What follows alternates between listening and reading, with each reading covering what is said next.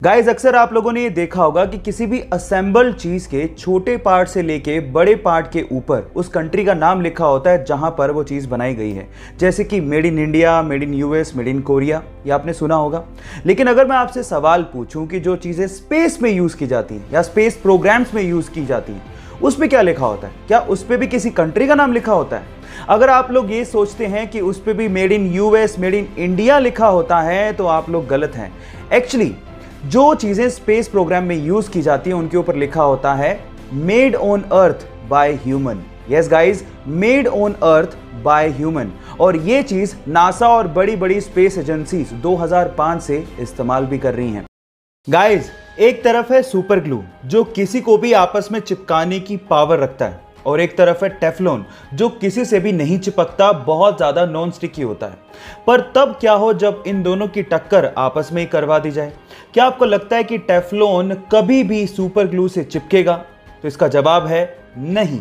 अगर आप सीधे टेफ्लॉन की दो लेयर्स को सुपर ग्लू से चिपकाने की कोशिश करोगे तो बिल्कुल नहीं चिपकेगा। उसके पीछे का रीजन ये है कि वहां पर कार्बन और फ्लोरीन के बीच में बॉन्ड स्ट्रेंथ इतनी ज्यादा है कि वो कभी ब्रेक नहीं होती। लेकिन सीधे नहीं, इनडायरेक्ट वे से आप इसे चिपका सकते हैं। इसका भी एक हैक है। इसके लिए आपको क्या करना है, दो टेफ्लॉन की लेयर्स के बीच में एक प्राइमर लगाना है, और उसके बाद अगर आप सुपर ग्लू अप्लाई करते हैं तो ये आपस में उस मजबूती से चिपक जाएंगे जो आपने कभी सोचा भी नहीं होगा। गाइस, अगर आप लोगों को भी स्पेस में मेरी तरह बहुत ज्यादा इंटरेस्ट है तो एक इंटरेस्टिंग फैक्ट बताता हूं। गाइस, क्या आप लोगों ने कभी इरोस एस्ट्रॉइड के बारे में सुना है? नहीं सुना? डोंट वरी, मैं आपको बताता हूं। इरोस एस्ट्रॉइड हमारी धरती के पास एक ऐसा एस्ट्रॉइड है जिसमें नासा के अनुसार 2000 करोड़ टन गोल्ड, जी हां आप ठीक सुन रहे हैं, 2000 करोड़ टन गोल्ड छिपा हुआ है। और उसके अलावा इतनी ही मात्रा में प्लेटिनम और एल्यूमिनियम उस पर छिपा हुआ है।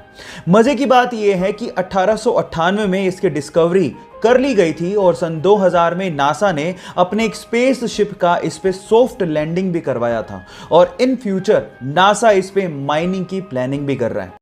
गाइज, अगर आज भी आप लोग ये सोचते हैं कि डायनासोर्स हमारी धरती पर पाए जाने वाला सबसे बड़ा जानवर या एनिमल था, तो आप लोग गलत सोचते हैं। हाँ ठीक है, डायनासोर्स का साइज बहुत ज़्यादा बड़ा होता था। इनफैक्ट कई डायनासोर्स इतने ज़्यादा बड़े थे कि उनकी एक आंख इंसान के हाइट से भी ज़्यादा होती थी, लेकिन वो सबसे बड़े एनिमल कतई नहीं थे। हमारी धरती पर एग्जिस्ट करने वाला सबसे बड़ा एनिमल आज भी एग्जिस्ट करता है, लेकिन वो ज़मीन पे नहीं है, वो है समंदर के अंदर, और उसका नाम है ब्लू व्हेल। जी हाँ गाइज, आप ठीक सुन रहे हैं। हमारी धरती पर पाया जाने वाला सबसे बड़ा डायनासोर अर्जेंटिनोसोरस था, जिसका साइज ब्लू व्हेल के बराबर ही था, लेकिन उसका वेट एक्चुअली ब्लू व्हेल से आधा ही था। अब आप समझ गए होंगे कि क्यों द ग्रेट ब्लू व्हेल को सबसे बड़ा एनिमल माना जाता है। ये इंटरेस्टिंग फैक्ट आपको कैसे लगा? अभी इस वीडियो में जो आपको ये प्यारा सा डॉग दिख रहा है, इसी डॉग को सन 2015 में न्यूयॉर्क में dog of the year award दिया गया। उसका रीजन जान के आप लोगों को बहुत ज्यादा प्राउड फील होगा। हुआ कुछ यूं कि इस डॉग का मालिक एक्चुअली ब्लाइंड था, और इसी वजह से उसका एक बस के साथ एक्सीडेंट हो गया। तब ये डॉग अपने मालिक के साथ वहीं पे मौजूद था, और अपने पांव टूटे होने के बावजूद भी इस डॉग ने उस बस को वहां से हिलने तक नहीं दिया। जी हाँ गाइज, जहां पर भी बस मूव करती ये सामने आके खड़ा हो जाता, और तब तक इसने बस को रोके रखा जब तक कि उसके मालिक को मेडिकल असिस्टेंस मिल नहीं गया, और इसी वजह से इसे dog of the year award भी दिया गया।